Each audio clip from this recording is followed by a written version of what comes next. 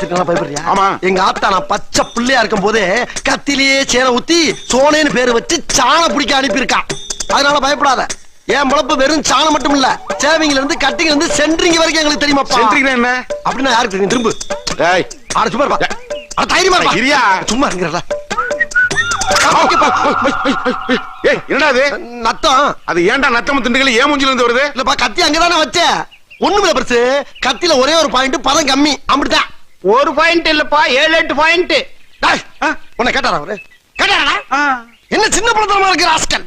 ரொம்ப அதிக பிரச்சனை போய் இதுக்கு போய் ஓகே. எங்க போறீங்க? ஏன் பயப்படுற? இல்ல இல்ல இல்ல ஓகே, நான் இருக்கல உனக்கு.